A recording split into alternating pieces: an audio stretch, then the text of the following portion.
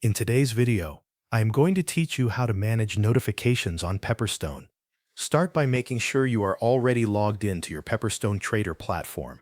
Once you are on the main trading screen, look to the upper left corner and click the main menu icon. This is the menu shown with 3 horizontal lines. After the menu opens, select Settings.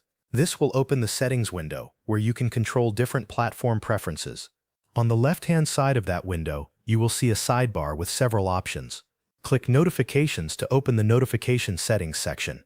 In the Notifications area, find the option labeled Set Trader Notifications. This is the setting that controls how platform notifications appear while you are using Trader. Click the drop-down menu next to it to display the available choices. You will now see several notification options.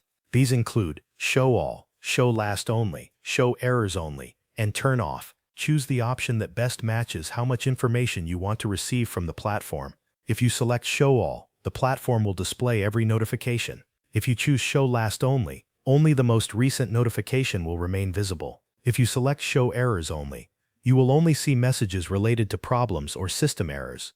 If you choose Turn Off, the platform will stop showing notifications completely. Once you click your preferred option, wait a moment for the setting to be applied. In most cases, the change will take effect right away.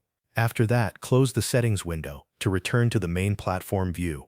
You can now continue using Pepperstone Trader with your updated notification preference in place.